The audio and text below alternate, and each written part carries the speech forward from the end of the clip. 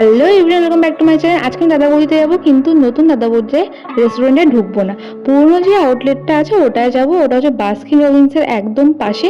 ওই নতুন দাদা বৌদি থেকে একটু সোজা হেঁটে আসলেই তোমার বাঁদিকে পড়বে পুরনো আউটলেটটা। আর এই দেখো বাস্কিন রবিন্স এর পাশে যে গলিটা ঢুকে যাচ্ছে এর ভেতরেই হচ্ছে ওই পুরনো যে আউটলেটটা। এটা কিন্তু আমার বেশ যেতে ভালো লাগে। আমি কিন্তু আজও পর্যন্ত নতুনটায় যাইনি, কিন্তু ওই পুরোনোটা আমার বেশ ভালো লাগে যেতে, কারণ আমি পুরোনোটায় গিয়ে কোনোদিনও ডিসঅ্যাপয়েন্টেড হইনি। আমার কোথাও না কোথাও মনে হয় যে নতুনটা গেলে হয়তো ডিসঅ্যাপয়েন্টেড হবো হয়তো, কিন্তু একবার গিয়ে দেখতে হবে, তাহলে ভয়টা কাটবে। আর এই দেখো তোমাদের দাদা বৌদির পুরো মেনু তোমাদের সাথে শেয়ার করছি আমি। তোমরা কিন্তু একটু পজ করে দেখে নিও। এখানে সমস্ত মেনুটা দেওয়া রয়েছে। এটা আমরা পেয়েছি মেনু কার্ডটা, যেটা দেয় যখন অর্ডার নেয় তখন এই মেনু কার্ডটাই দেয়। আর ভেতরে তো বসে গেছে, ভেতরে অ্যাম্বিয়েন্সটা কিন্তু অসাধারণ এক কথায়।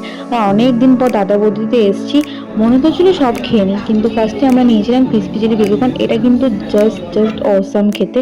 তোমরা স্টার্টার হিসেবে কিন্তু খেতেই পারো, এটা দুর্দান্ত খেতে হয়। আমি ভাবতাম দাদা বৌদি মানে হয়তো শুধু বিরিয়ানির জন্য ফেমাস, কিন্তু এখানের প্রত্যেকটা খাবার কিন্তু খুবই খুবই টেস্টি।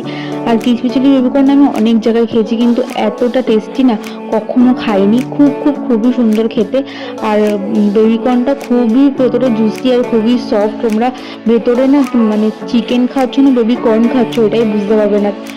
যাই হোক, তারপরে আমরা নিয়েছিলাম হচ্ছে মালাই কাবাব, যার দাম নিয়েছিল আই থিঙ্ক 280 টাকা। কিন্তু মালাই কাবাবটা এত সফট ছিল, আমি কি বললাম, যতবার এসেছি মালাই কাবাবটা কিন্তু খেয়েছি। আমি অন্য জায়গায় গেলে কিন্তু রেশমি কাবাব খাই, কিন্তু দাদা বৌদিতে এসে মালাই কাবাবটা প্রত্যেকবার মানে যতবার এসে ততবার খেয়েছি।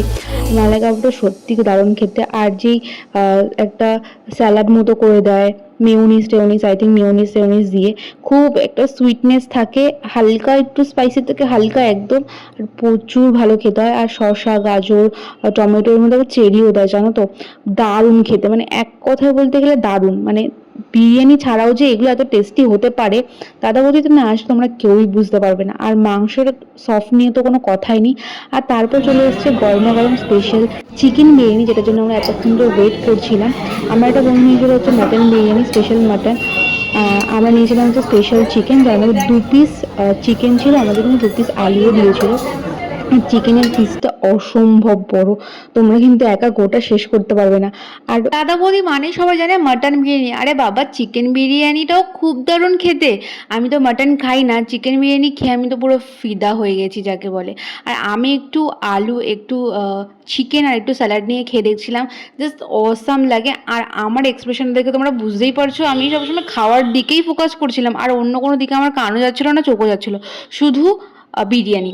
তো বিরিয়ানিটা এখানকার অসাম খেতে। আর এখানকার বিরিয়ানিটা না খুবই সফট, মানে সরি চিকেনটা খুবই সফট। মানে তোমরা অন্য অন্য জায়গায় দেখবে সলিড চিকেন থাকলে একটু ছিবড়ে টাইপের হয়, কিন্তু এখানে না যত সলিড পিস হবে তোমার আরও সফট বেশি হবে। তো এটা বেশ আমার ভালো লেগেছে। আলু দিয়ে তো খেতে দারুণই লাগে, আলুটা প্রপার মশলা, প্রপার ফ্লেভার আছে, আলুটার একটা নিজস্ব আলাদা টেস্ট আছে যাকে বলে।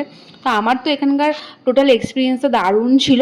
আর এখানকার আমি পরের বার আসলে ফিশ ফ্রাইটা ট্রাই করবো। তোমরা কারা কারা দাদা বৌদিতে গিয়ে বিরিয়ানি খেয়েছো বা ফিশ ফ্রাই খেয়েছো আমাকে কমেন্ট করে জানাতে ভুলো না।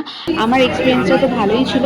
আর এখানকার তোমার হচ্ছে চিকেনের পিসটা না অনেকটা বড় দেয়, এটা হচ্ছে সবথেকে বড় প্লাস পয়েন্ট। আর বিরিয়ানির টেস্টটাও খুব সুন্দর। আর গ্রিন চাটনিটা নিয়ে তো কোনো কথাই হবে না। ওভারঅল সবই ভালো লেগেছে খেতে।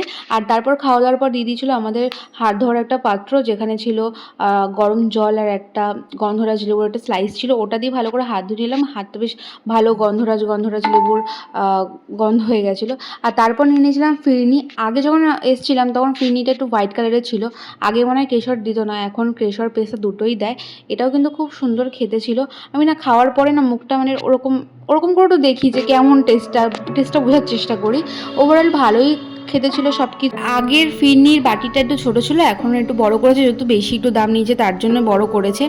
আর তোমরা কারা কারা ফিরনি খেয়েছো তারা তো জানবেই যে কেমন খেতে এখানকার ফিরনি। তারপর বিল চলে এসেছিলো, আমরা টোটাল কত বিল করেছি তোমাদেরকে দেখাবো। আর তারপর দিয়েছিলো মৌরি আর এইটা তোমার মিছরি। আর আমি একটুখানি মিছরিটা বেশি নিই আর মৌরিটা একটু কম নিয়ে মুখের মধ্যে পুরে দিই। আর তোমাদের দাদা বৌদির এক্সপিরিয়েন্স কেমন আমাকে কিন্তু জানাতে একদমই ভুলো না। আমার তো ভালোই ছিল। আর নতুন দাদা বৌদি তো খুব শিগগিরই আমি যাব। আর তোমাদের সাথে বিলটাই নাও শেয়ার করে দিলাম, দেখো কত টাকার বিল এসেছে। তারপর বাইরে বেরিয়ে দেখি অসম্ভব বৃষ্টি হচ্ছে। আমি তো মাথায় হাত পড়ে গেছে, আমার কী করে বাড়ি যাব। তারপর অনেকক্ষণ ওয়েট করেছিলাম, আমাদের 9টার মধ্যে না যেন খাওয়া কমপ্লিট হয়ে গেছিলো। আমরা 9:30 অবধি ওয়েট করেছিলাম, তারপর আর ওয়েট করা যাচ্ছিলো না। তারপরে একটু ভিজতে ভিজতে গিয়ে একটা আইসক্রিম খেয়েছিলাম। আর বৃষ্টিতে ভেজার পর আইসক্রিম খেতে সত্যি দারুণ লাগে। তারপর খাওয়া দাওয়ার পর ওই বৃষ্টিতে ভিজে ভিজেই বাড়ি চলে এসেছি। আর আমাদের বাড়ির দিকে এক ফোঁটাও বৃষ্টি হচ্ছে না, আর ওখানে হাঁটু অবধি জল, কী বলবে বলো। ভিডিওটা ভালো লাগলে কমেন্ট করে জানাতে ভুলো না। টাটা।